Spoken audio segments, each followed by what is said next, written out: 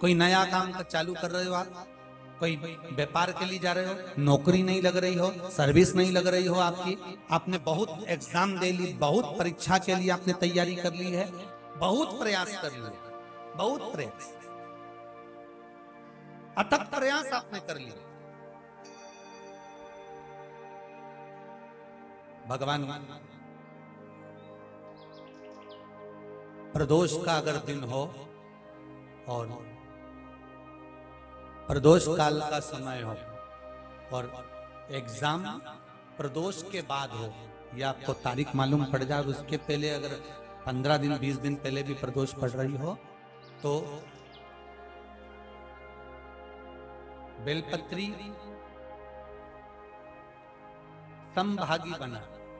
समभागी मतलब ये जो चिकना वाला पत्ता होता है ना बेलपत्री का, सीधा वाला भाग, और इस पत्ती का भी सीधा वाला भाग, ये दोनों जो बेलपत्री के चिकने भाग होते हैं महाराज, ये बेलपत्री का जो चिकना भाग है और ये चिकना भाग है, इन दोनों में लाल चंदन लगाकर बेलपत्री के भाग को जोड़ना महाराज।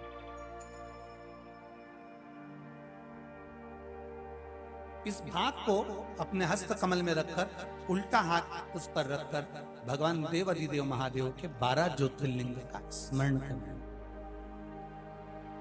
श्री शिवाय नमस्तुभ्यम, या पंचाक्षर मंत्र नमः शिवाय, या षडाक्षर मंत्र ओम नमः शिवाय। पंचाक्षर मंत्र हो, षडाक्षर मंत्र हो, श्री शिवाय नमस्तुभ्यम शिव महापुराण का मूल मंत्र हो, स्मरण कर कर उस मंत्र का अपनी कामना कहकर अशोक सुंदरी वाली जगह पर उसको छुआ कर, भगवान शंकर पर उसका स्पर्श कराकर, उसको लाकर नंदी का एक चरण, ऊंचा भाग जहां चरण का हो, नंदी जब शिव जी के सामने होता तो उसका एक पांव ऊंचा होता है, नंदी का जो पांव ऊंचा हो, उस मंदिर में जो भी, चाहे आगे पांव हो पीछे का पांव, जो पांव उस मंदिर में हो ऊंचा, उस चरण के पास अपनी कामना कर कर रख दीजिए, और थोड़ा सा मूंग, हरा मूंग थोड़ा सा, श्री गणेश जी महाराज का नाम लेकर किसी भी गौशाला में या नंदी गण जहां हो, आपके मोहल्ले में कोई नंदी हो जो घूमता हो रोड पर, कोई बैल हो, तो उसको वो मूंग खिला दीजिए, और उसके बाद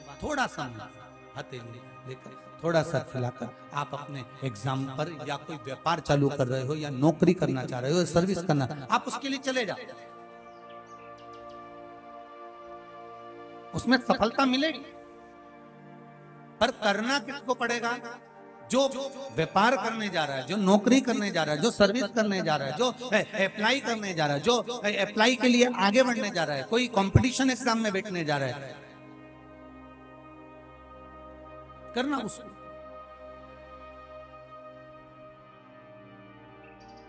अच्छा, शादी करना है लड़के की, उपाय कर रही अम्मा, उपाय माँ कर रही है। शादी करना है बेटी की, उपाय कर रही माँ। थोड़ा तो बेटा बेटी का हाथ तो लगवाओ उसमें, भले वो करने नहीं जाए पर स्पर्श तो कर दे उसको।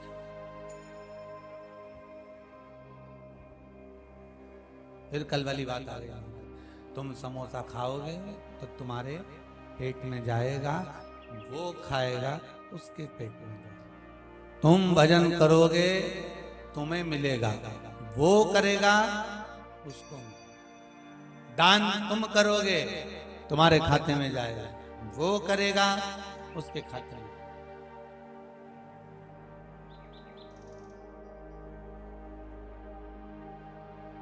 मरने के बाद घर के बच्चे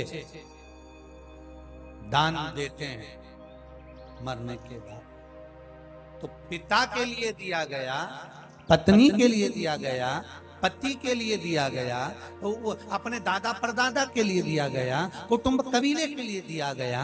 वो दान जो तुम दे रहे हो उसके खाते में कितना गया है?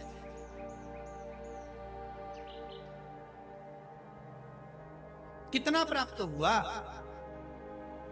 अरे जरा विचार तो करिए। श्रीमद् भागवत में स्पष्ट कहा गया, श्रीमद् भागवत में स्पष्ट कहा कि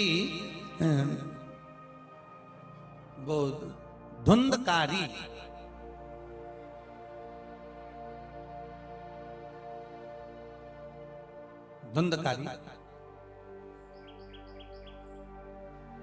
के लिए तर्पण करा गया, तिलांजलि दी गई, गया जी का श्राद्ध करा गया, ब्रह्म कपाली करी गई, ब्राह्मण भोज कराए गए, भंडारा कराया गया।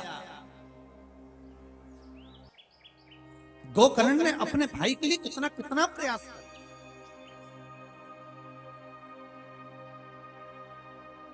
अथक प्रयास गोकर्ण ने कर दिया, तब भी धुंधकारी को मुक्ति मिली थी क्या? जम के बोलिए जरा। नहीं। जब नहीं मिली तब सूर्य नारायण भगवान के पास में गया और वहां जाकर कहा, प्रभु मेरे भाई को मुक्ति नहीं मिल रही। सूर्य देवता ने कहा, तुमने क्या करा? मैंने पिंडदान करा, मैंने तर्पण करा, मैंने ये तिलांजलि दी, मैंने वो तिलांजलि दी, तो मैंने तो गया जी का पिंड भी दिया, और गया जी का पिंड दिया तो कम से कम उसको मुक्ति तो मिलना थी। फिर गया जी के पिंड के, आखिर गया जी में पिंड दिया जाता है तो फिर मुक्ति क्यों नहीं मिली? तो इतने में सूर्य नारायण भगवान ने कहा, अरे गोकर्ण, तेरे भाई को मुक्ति तो मिल जाती, दिक्कत नहीं है, तूने गया जी में जो पिंड दिया उससे मुक्ति तो मिल जाती, पर एक गलती हो गई। गया जी में पिंड देते समय तूने धुंधकारी का नाम लिया, संकल्प देते समय उसके पिताजी का नाम लिया, उसकी माताजी का नाम लिया, और गोत्र तूने आत्मदेव का बोला, उसके पिता का गोत्र बोला।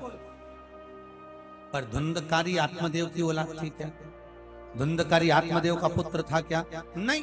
धुंधकारी तो सखी की संतान थी, एक सहेली की संतान थी, जिसको वो पैसे से खरीद कर ले आई थी और लाकर कह दिया, ये मेरा पुत्र है, ये मेरा बेटा है, और उसका पालन पोषण पालन करने लगी। तो भगवान सूर्य नारायण ने कहा, गया जी से मुक्ति मिल जाती अगर गोत्र में, तो अगर गोत्र उसका बोलता, किसका? धुंधकारी की माता का पिता का गोत्र बोलता तब, पर गोत्र बोला गया आत्मदेव का।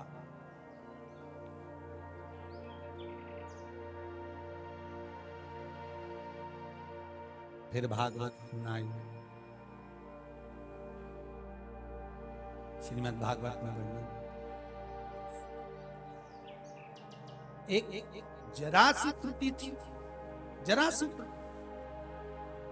और वो त्रुटि थोड़ी सी त्रुटि से वंचित हो गया वैकुंठ, वंचित हो गया भगवत भजन से। थोड़ी सी त्रुटि आई और वो दूर, नहीं तो कितना तर्पण तिलांजलि सब कुछ करा। तो आप जो मर गया, जो चले गया, उसके लिए जो दे रहे हो, कितना मिला उसको? शिव महापुराण की कथा कहती है, उसको प्राप्त तो होता है, जीवात्मा को मिलता भी है, प्राप्त भी होता, पर उसका कुछ भाग जो दान कर रहा होता है, जो सत्कर्म कर रहा होता है, उसके खाते में चला जाए कुछ।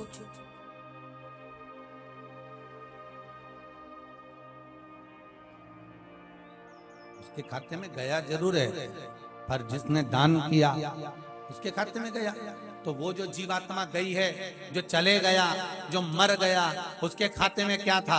शिव महापुराण की कथा गरुड़ पुराण कहती है, शिव पुराण कहती है, पद्म पुराण, अग्नि पुराण, नर्मदा पुराण, श्रीमद् भागवत, सारी कथाओं में नरकों का कथन आता है। उसमें वर्णन आता है कि जीते जी अगर तुमने किसी को दान दिया है, जीते जी भोजन कराया है, जीते जी किसी को एक गिलास पानी पिलाया है, जीते जी कोई सत्कर्म करा है, तो वो तुम्हारा दान, पुण्य, धर्म तुम्हारा अटल है, फिर वो नष्ट नहीं हो सकता। तुम्हारे द्वारा जो किया गया, फिर भले मरकर चले गए, वो